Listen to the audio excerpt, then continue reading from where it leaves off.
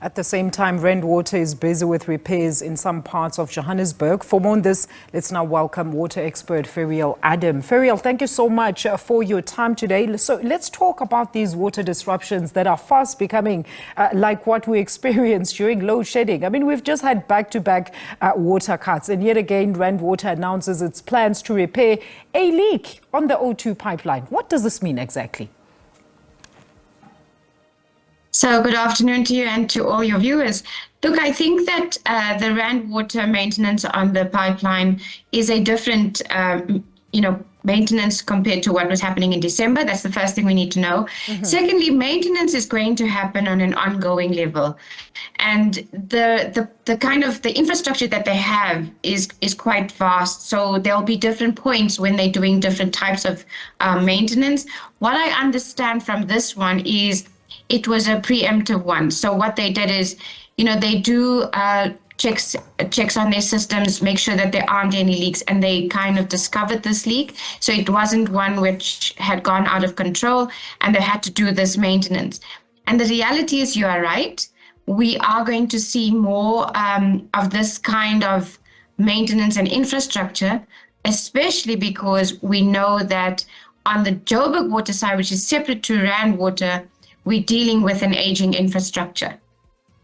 All right. And maybe for better understanding then, Ferrial, what causes such leaks in the system? And does then the supply not have the necessary technology in order to identify such compromises before they become such a huge challenge where residents might have to go on without water for hours at a time?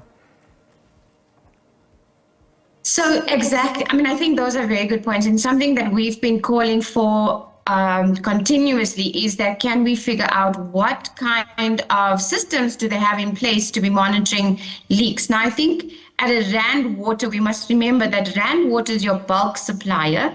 And at that level, they should be having some of these processes in place to identify weaknesses or leaks, etc. And those are always important for us to check. At a Joburg water level, I'm afraid we don't have as much or the systems that we need in place to actually do that. So those are the kind of issues that we're facing. But in terms of what causes these leaks, that's, the question you've asked, is that there's a number of reasons. One is it's a very technical issue, whether it's the actual infrastructure or pumps, etc., that are broken or breaking down or aging. That's the kind of thing that we have in terms of dealing with these kind of leaks. But also you could have blockages, breakdowns. So it's a whole range of reasons and different times. So if you take, for example, the reservoirs, it could be reservoir related at a Joburg water level. But with the Randwater one, I think you're looking at aging pipes. So these things happen, right? It's technical kind of stuff. So they will break down.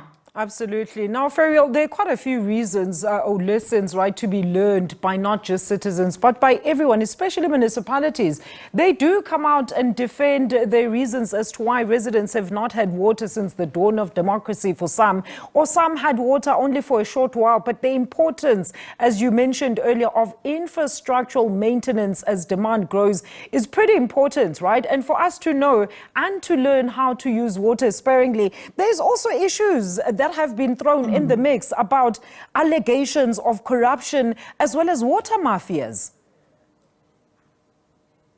Absolutely. I mean, yesterday we had a Joburg Crisis Alliance and, Water Can and Outer as part of this alliance, where we were talking about and we're looking at now, how do we save Johannesburg? And that is the key thing. One of the key issues we're looking at is water, because we need to look out for the corruption, the kind of water tanks that's going around. It seems too quick for us to actually go from not having water to trying to roll out many, many water tanks. And the reality is that for the amount of outages we have and the areas that do not have water, the informal settlements that are being cut off of water, we will never have enough tanks to deal with that. So government needs to relook at this kind of, let's put all our money into paying for water tanks to people who don't even know how to run water tank companies.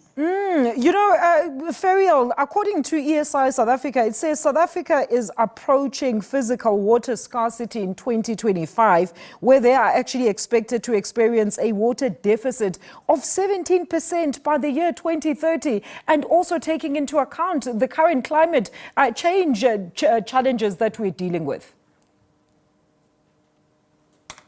Absolutely, and I think I really like that you're linking this to climate change, because we cannot forget. And we're in a region where we are definitely a water scarce area. So the process of how we deal with water, how we save water becomes very, very important. I think in terms of the shortage, it's in terms of demand, right? And that's something that needs bigger debate. It needs more research. And I think the kind of thing that people are saying we won't have enough water by 2025 or 2030 now, yes. We need to look at that in terms of the quantity of water. But there's another element when we talk about quantity of water, is the fact that still today, in this day and age, only half of our population or half of our households have a running tap in their home. Very, very concerning indeed. And those desalination projects have seemingly just ground to a halt. Ferrial, thank you so much for your input this afternoon. That is Ms. Ferrial Adam there, who's a water expert.